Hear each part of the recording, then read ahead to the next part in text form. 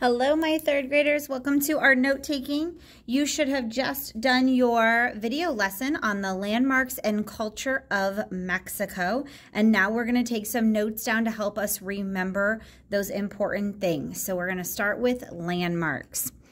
The first thing that we learned about is that there are lots of pyramids in Mexico. Let me zoom in here just a little bit to help you with your writing.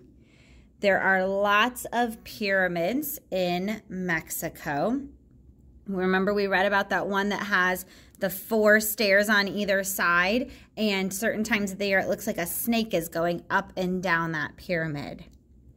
We also learned that many of the tourists who visit Mexico are there because of the beaches and the weather and the wildlife. So they come there because of all of the beaches, the weather that's nice year-round, and the different types of wildlife. We learned that Mexico City was the largest, so many people visit Mexico City because that is where most of the people live in Mexico.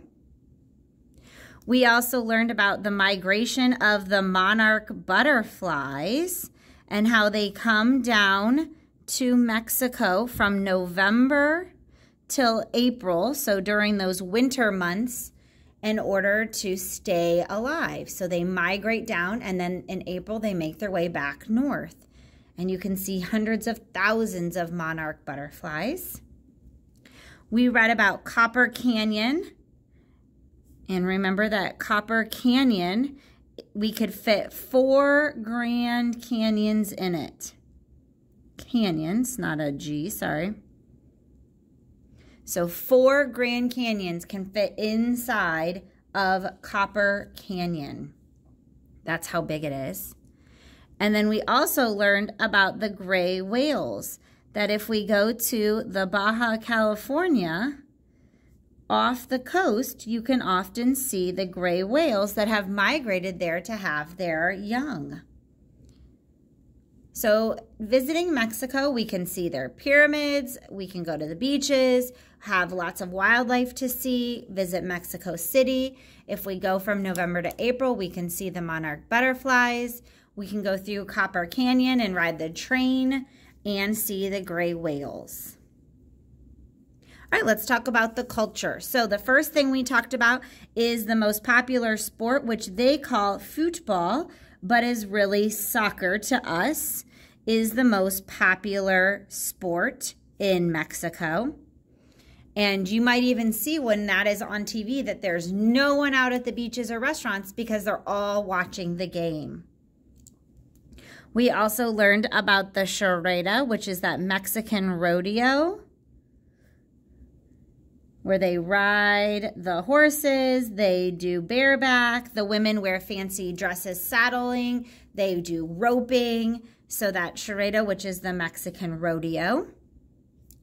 We learned that the most famous music is the mariachi music, and the mariachi musicians wear those big brimmed hats with bejeweled and dazzled outfits, and it often involves trumpets. We also learned that many parties, they have what's called that pinata. Remember, pinatas are the paper mache that you hit at parties with treats inside. You might even had a pinata at a party you've either had or went to. A celebration that is done in Mexico is the Dia de los Muertos. And that is that Day of the Dead, when they honor those who have passed away. And so there's lots of skulls, but it's a day of celebration to honor, not a day of sadness and mourning. Another very popular day, which has also become popular in other states or in other countries also, is Cinco de Mayo, and that is May 5th, and it's when they celebrate beating France in a battle or a war when France tried to come and take control of Mexico. So it's a day of celebrating that they beat France in a war or battle. And Cinco de Mayo is now celebrated in many countries. The food in Mexico is centered around a few things. So let's put food. And it is centered around, or it has most of, tortillas and beans and chili peppers and rice. So most of the food in Mexico is centered around tortillas, beans, chili peppers, and rice. So there's things like burritos, enchiladas, nachos, tacos. And they also eat 4 meals a day. So there's those 4 meals a day, with the main big meal being kind of like their lunch meal, but it's eaten in the early afternoon, like 2 o'clock.